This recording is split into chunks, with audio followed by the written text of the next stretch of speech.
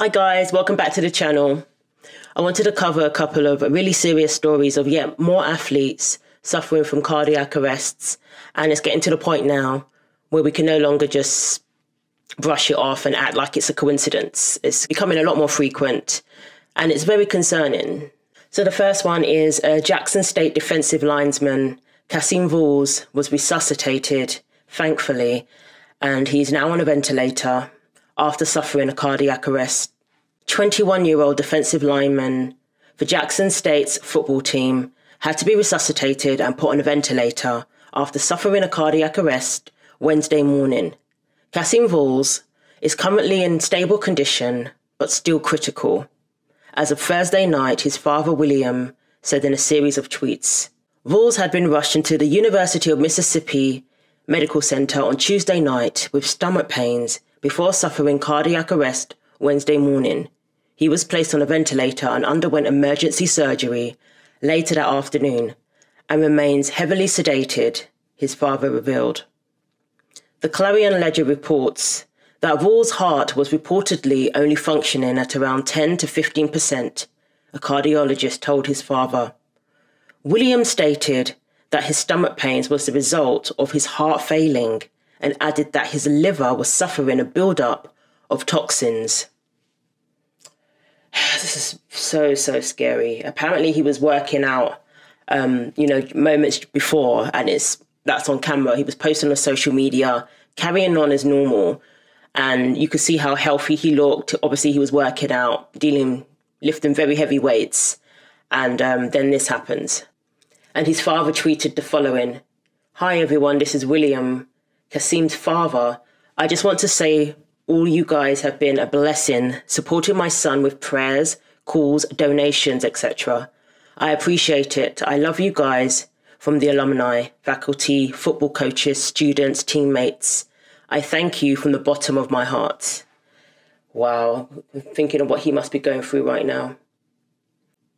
Vauls had been working out with the JSU football team and even posted videos on his Twitter account showing him in the weight room deadlifting 315 pounds, according to the Clarion Ledger.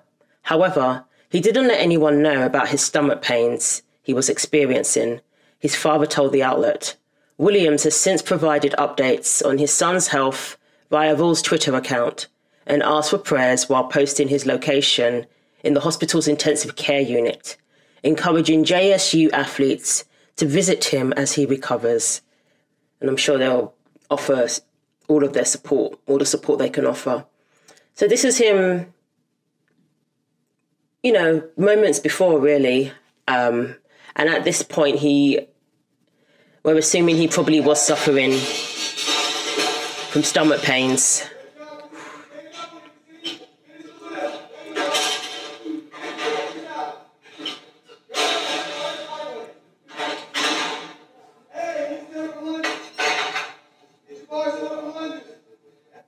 He was just 21, obviously in good shape, carrying on as normal.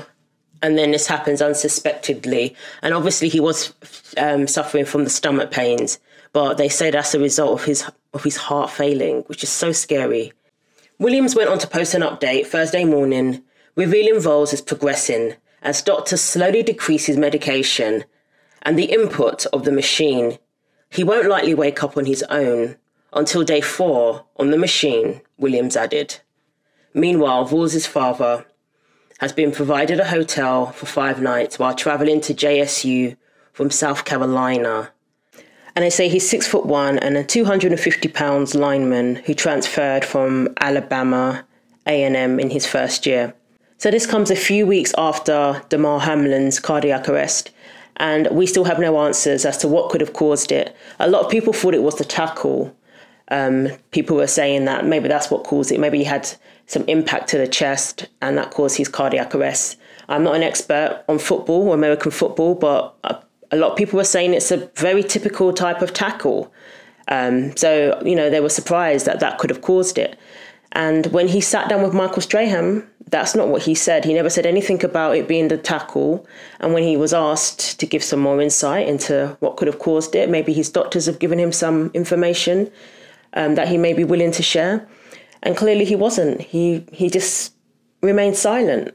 Bills safety Damar Hamlin has come a long way since collapsing on the field during Monday Night Football just 6 weeks ago. Now another Bills player is down. Maybe Hamlin. The 24-year-old surviving sudden cardiac arrest as millions watched on live television. Well, this is the last thing you want to see. Let's go back to January 2nd. How were you feeling before the game and when you were out there? Normal? Super normal, feeling great. Can you tell me what you remember about the game up until the hit? I remember the things that we were focused on going into the game, just trying to get a win. So in the course of the game, you have the hit, you make the tackle. Do you remember standing up after you make that tackle?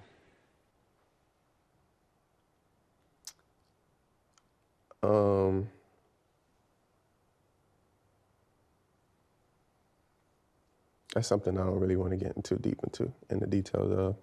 Didn't offer any, he said he didn't want to talk about it. So we still have no answers. There's never an explanation. A young, healthy athlete who has had all the screenings, regular screenings, because this does happen in sports. It has happened. But from my observations, this is like, you know, someone who's watched football or soccer. I can count on one hand, and basically two people I can think of, and they're like 10 years apart. This is far too frequent for us to just put it down to coincidence. Far too frequent. Young, healthy athletes didn't see it coming. And the cases that I can think of, they were diagnosed with an underlying heart condition that went undetected. But in these cases, there's no explanation, no heart condition that they've been diagnosed with. Just they had a cardiac arrest. And if you ask questions, you're a conspiracy theorist, or you're not a doctor. Who are you to ask questions even though doctors are asking the same questions and demanding answers? Actual doctors are demanding answers when it comes to this matter. And the other story is from Belgium. Goalkeeper 25 dies after he collapsed on the pitch moments after saving penalty.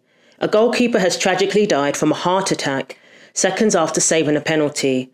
Arness Spiel25 was in action for Winkel Sport B against Westrozebeke in Belgium on Saturday when the shocking incident occurred.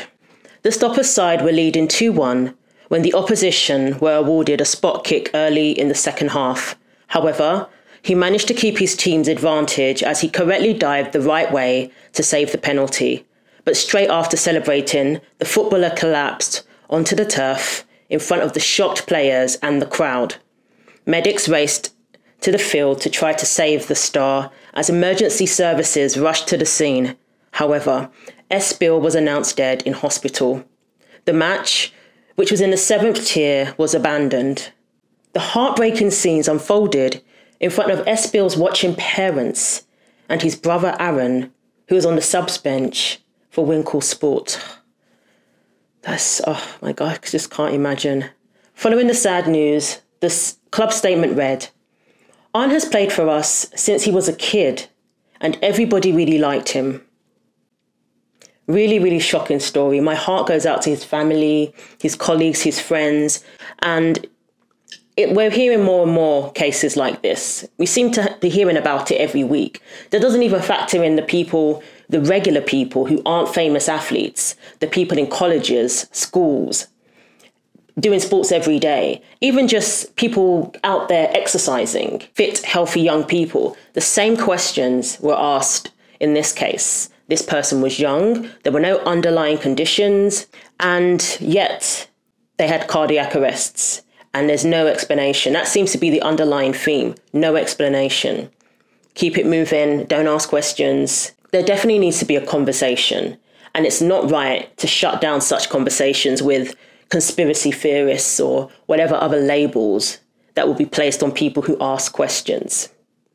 The fact is, the jab, or the vaccine, I think I'm allowed to say it now, it was mandated. On top of that, the manufacturers of the vaccine cannot be held legally liable for any injuries that occur as a result because of the PrEP Act. So when they are free from liability, when it's mandated, people have the right to ask questions. That's all I'm going to say. So thanks for those who have subscribed. Thanks for those who have commented on my videos, who've supported the channel, and continue to ask questions. Take care of yourselves, and I'll see you in the next video.